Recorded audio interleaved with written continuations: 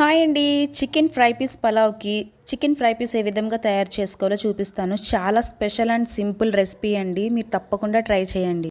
చికెన్ని శుభ్రంగా కడుక్కుని నీళ్ళన్నీ వడగట్టేసుకోవాలి. ఒక ప్యాన్లో ఆయిల్ పోసుకుని ఆయిల్ బాగా హీట్ అయిన తర్వాత చికెన్ని ఆయిల్లో వేసేసుకోవాలి. చికెన్లో నుంచి వచ్చిన వాటర్ అంతా సగం ఇంకిపోయే వరకు ఉంచి అల్లం వెల్లుల్లి పేస్ట్, పసుపు వేసి 5 మినిట్స్ వేగనిచ్చిన తర్వాత మనం చిన్నగా సన్నగా కోసుకున్న ఉల్లిపాయలు, కరివేపాకు వేసి పచ్చిమిర్చి కూడా వేసి వాటిని దగ్గర పడే వరకు కూడా వేగనిచ్చుకోవాలి. చూడండి, ఆయిల్ ఇలా వాటర్ అంతా ఇంకిపోయిన తర్వాత కారము, సాల్ట్ వేసి దాన్ని మీడియం ఫ్లేమ్లో మాత్రమే బాగా వేగనిచ్చుకోవాలి. కలర్ చేంజ్ అయ్యే వరకు కూడా ఫ్రై చేసుకోవాలండి. నేనైతే గనక 3/4 కేజీ చికెన్ తీసుకున్నాను. ఇలా ఫ్రై అయిన తర్వాత గరం మసాలా 2 టేబుల్ స్పూన్స్ అయితే వేసి లాస్ట్లో కొంచెం పెరుగు వేసి బాగా కలుపుకోవాలండి. ఆ పెరుగు కూడా ఇంకిపోయి మనకి ఆయిల్ పైకి వచ్చే వరకు ఫ్రై చేసుకుని కొత్తిమీర, పుదీనా వేసుకోవడమే.